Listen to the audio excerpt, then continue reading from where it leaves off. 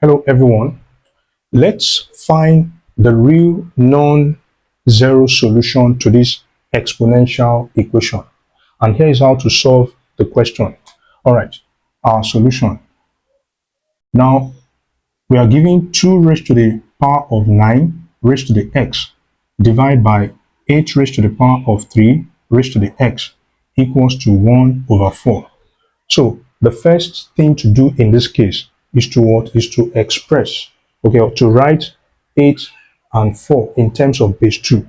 And that will be, so this is going to be 2 raised to the power of 9 raised to the x divided by 2 raised to the power of 3, okay? 2 raised to the power of 3, okay, then raised to the 3 raised to the power of x equals to over 2. 1 over 2 raised to the power of 2. All right, so in this case, this is where I can now apply the property a raised to the power of n times a raised to the power of n. Okay, now this is equals to a raised to the power of m plus n. This is what we call the power rule for exponents. Okay, power rule for exponents. Power rule for exponents. So that means, okay, and also we're also going to apply a raised to the power of m divided by a raised to the power of n. That will be a exponent m divided by a over n. A raised to the power of n divided by a raised to the power of n equals to a raised to the power of m minus n. So which means in this case we have what we call quotient rule for exponents. Okay, quotient rule for exponents. So in this case, so I can now apply it to both. So from here we have 2 raised to the power of 9 raised to the x, okay, then divide by 2 raised to the power of 3. Let me multiply this.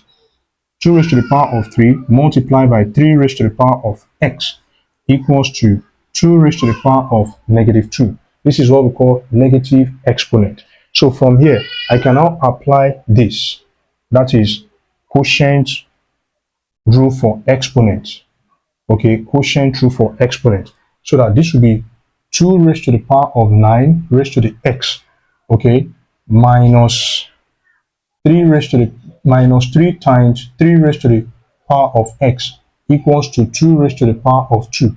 That is because when dividing with exponential notations, okay, if the base are the same, okay, then we subtract the power of the denominator from that of the what? Numerator. So the power of the denominator is 3 times 3 raised to the power of x.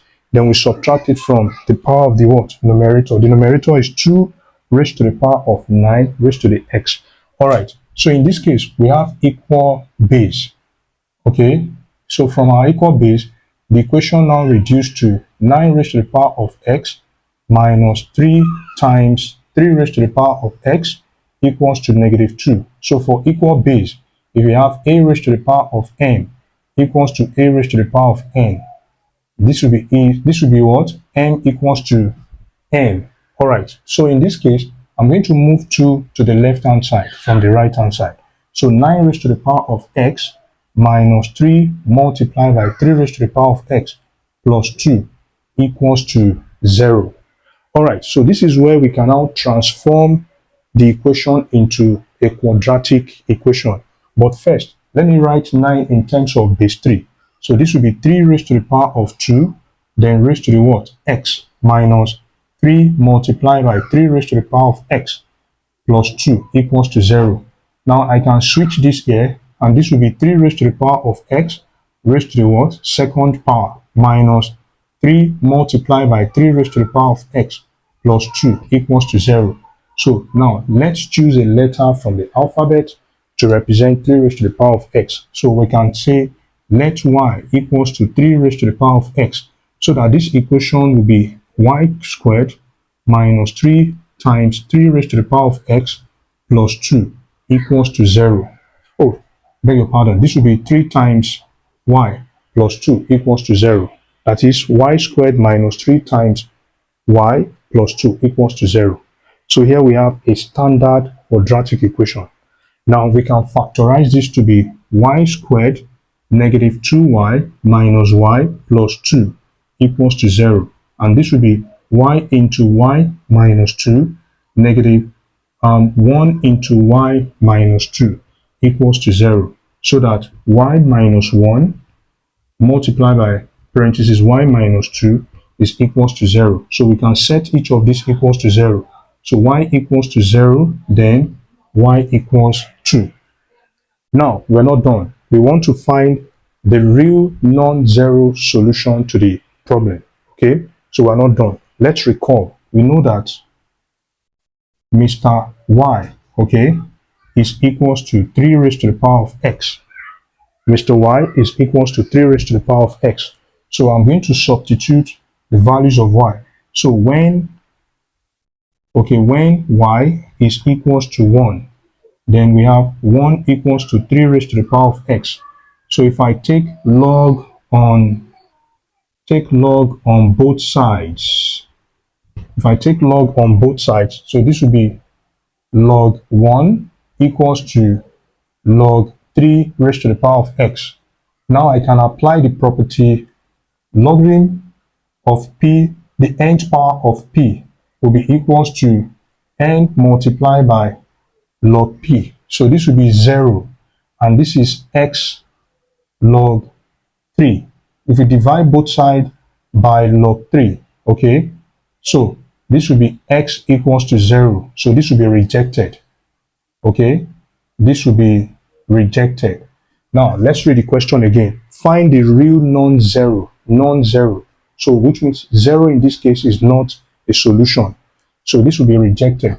So then when y equals to 2, okay, when y is equals to 2, so we can say that 2 equals to 3 raised to the power of x.